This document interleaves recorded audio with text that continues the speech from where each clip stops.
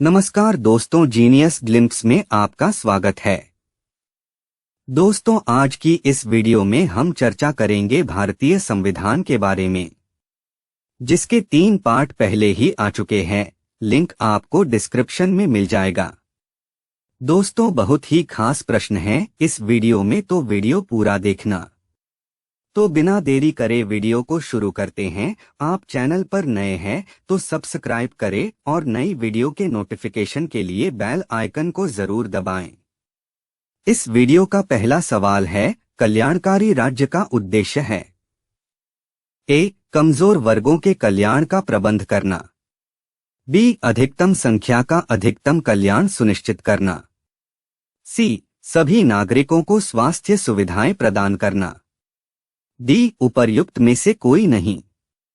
इसका सही उत्तर है ऑप्शन डी, उपर्युक्त में से कोई नहीं। अगला सवाल है, भारत को एक गणराज्य मुख्य रूप से माना जाता है क्योंकि ए. उसे 15 अगस्त 1947 को स्वतंत्रता मिली थी। बी. राज्याध्यक्ष का चुनाव होता है। सी. उसकी सरकार संसदीय प्रणाली के अनुसार है। डी. उसका अपना लिखित संविधान है। इसका सही उत्तर है ऑप्शन बी, राज्याध्यक्ष का चुनाव होता है। अगला सवाल है, संविधान की प्रस्तावना में प्रयुक्त शब्द सेक्युलर का अर्थ है। ए. सभी धर्मों की अस्वीकृति। बी. सभी नागरिकों को धर्म एवं उपासना की स्वतंत्रता। सी. बहुदेववाद। डी. एकेश्वरवाद। इसका सही उत्तर है ऑप्शन बी, सभी नागरिकों को धर्म एवं उपासना की स्वतंत्रता। अगला सवाल है, भारतीय संविधान की प्रस्तावना में लिखित हम भारत के लोग से क्या अर्थ निकलता है। ए. संविधान का निर्माण भारत की जनता द्वारा हुआ है। बी. भारतीय गणराज्य की प्रभुसत्ता जनता में निहित है। सी. भारत का संविधान भारत की जनता की सहमति पर आधारित है। डी. संविधान निर्माता भारत की जनता का प्रतिनिधित्व करते हैं। इसका सही उत्तर है ऑप्शन ए, संविधान का निर्माण भारत की जनता द्वारा हुआ है। अगला सवाल है, समाजवाद का अर्थ है। ए. सामाजिक स्पर्धा। बी. सामाजिक नियंत्रण। सी. सामाजिक न्याय। डी. राष्ट्रीयकरण। इसका सही उत्तर है ऑप्शन सी, सामाजिक न्याय। अगला सवाल है, भारतीय संविधान में समवर्ती सूची किसके संविधान से ली गई है। ए. जर्मनी। बी. ऑस्ट्रेलिया। सी. यूएसए। डी. कनाडा। इसका सही उत्तर है ऑप्शन बी, ऑस्ट्रेलिया। अगला सवाल है, भारतीय संविधान की आत्मा किसे कहा जाता है। ए. मूलाधिकार। बी. प्रस्तावना। सी. नीति निर्देशक तत्व।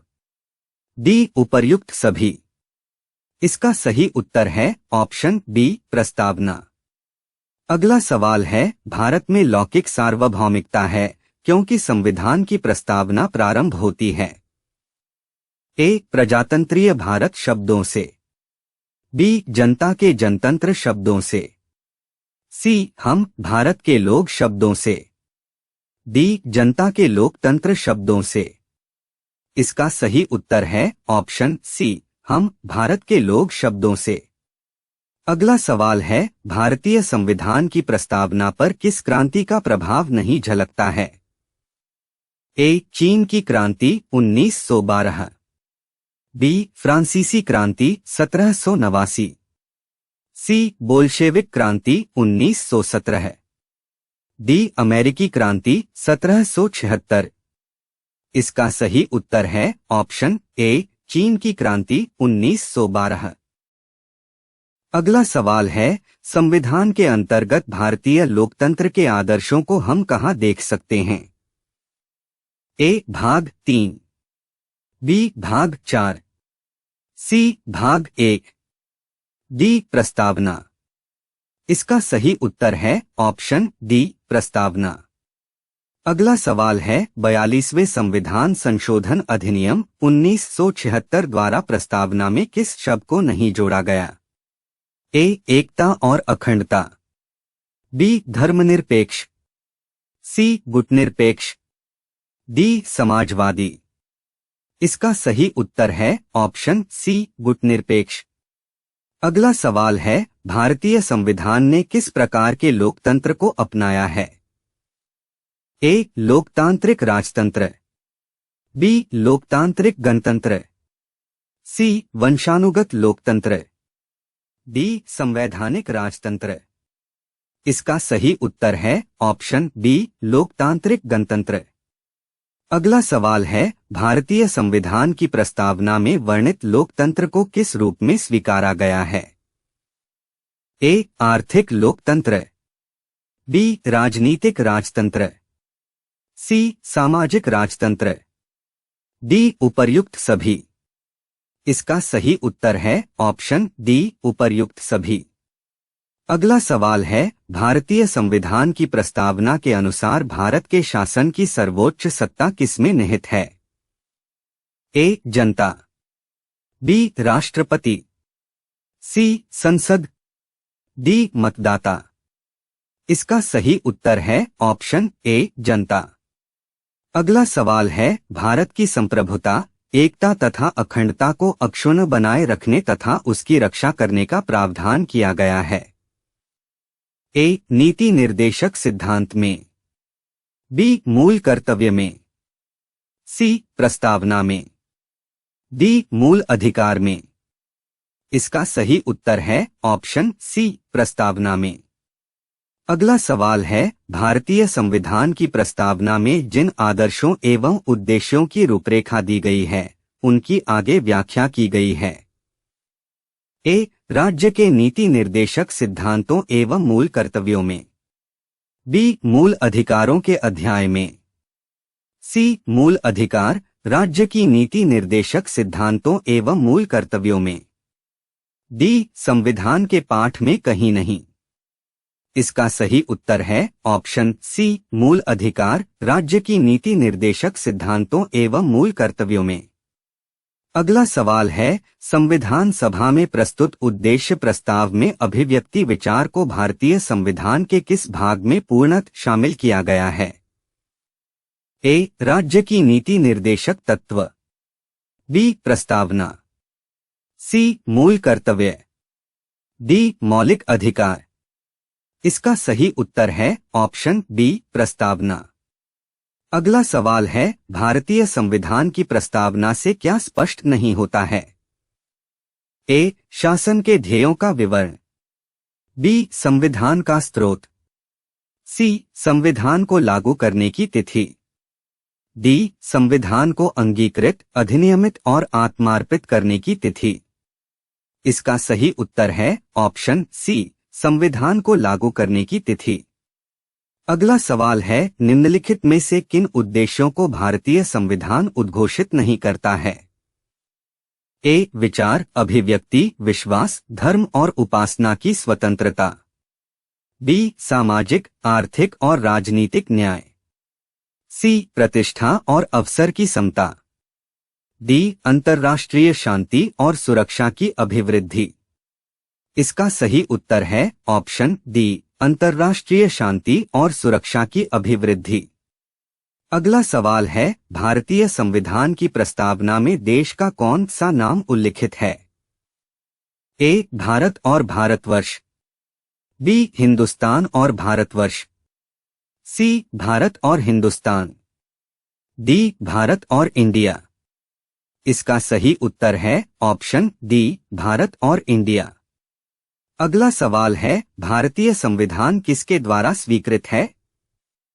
ए. भारत की जनता द्वारा, बी. भारत की संसद द्वारा, सी. प्रथम निर्वाचित सरकार द्वारा, डी. संविधान सभा द्वारा। इसका सही उत्तर है ऑप्शन ए, भारत की जनता द्वारा। अगला सवाल है भारत की संप्रभुता किसमें निहित है? ए. भारतीय संसद में, बी. प्रधानमंत्री में, सी. भारत की जनता में, डी राष्ट्रपति में। इसका सही उत्तर है ऑप्शन सी भारत की जनता में। अगला सवाल है भारतीय संविधान को संविधान सभा द्वारा अंगीकृत किया गया। ए 15 नवंबर 1949 को, बी 15 अगस्त 1949 को, सी 2 अक्टूबर 1949 को, डी 26 नवंबर 1949 को। इसका सही उत्तर है ऑप्शन डी 26 नवंबर 1949 को। अगला सवाल है भारत का संविधान पूर्ण रूप से तैयार हुआ। ए 26 जनवरी 1950, बी 26 नवंबर 1949, सी 11 फरवरी 1948, डी इनमें से कोई नहीं। इसका सही उत्तर है ऑप्शन बी 26 नवंबर 1949। अगला सवाल है भारतीय संविधान कब अंगीकार किया गया था। ए 31 दिसंबर 1949, बी 26 जनवरी 1950, सी 26 नवंबर 1949, डी 26 जनवरी 1949। इसका सही उत्तर है ऑप्शन सी 26 नवंबर 1949। अगला सवाल है निम्नलिखित में से किस तिथि को भारतीय संविधान लागू किया गया था। ए 26 नवंबर 1949, बी 26 जनवरी 1950, सी 31 दिसंबर 1949, डी 26 जनवरी 1949। इसका सही उत्तर है ऑप्शन बी 26 जनवरी 1950। अगला सवाल है किस वर्ष भारत एक प्रभुत्व संपन्न प्रजातांत्रिक गणराज्य बना। ए 1950 में, बी 1935 में, सी 1947 में, डी 1951 में। इसका सही उत्तर है ऑप्शन ए 1950 में। अगला सवाल है संविधान की उद्देशिका में कितनी बार संशोधन किया जा चुका है। ए 2 बार, बी 3, सी 1, डी कभी नहीं। इसका सही उत्तर है ऑप्शन सी 1। अगला सवाल है भारत के संविधान की प्रस्तावना में प्रथम संशोधन कब किया गया। ए 1971 में, बी 1976 में, सी 1984 में, डी 1951 में। इसका सही उत्तर है ऑप्शन बी 1976 में। अगला सवाल है भारतीय संविधान की उद्देशिका में परिवर्तन किस संशोधन अधिनियम में किए गए थे। ए 42वां संशोधन अधिनियम 1976, बी 40वां संशोधन अधिनियम 1976, सी 38वां संशोधन अधिनियम 1975, डी 44वां संशोधन अधिनियम 1979। इसका सही उत्तर है ऑप्शन ए 42वां संशोधन अधिनियम 1976। आशा है आपको वीडियो पसंद आया होगा, तो लाइक और शेयर जरूर करें और चैनल को सब्सक्राइब करें और ऐसी नई वीडियो के लिए बेल आइकन को जरूर दबाएं। धन्यवाद।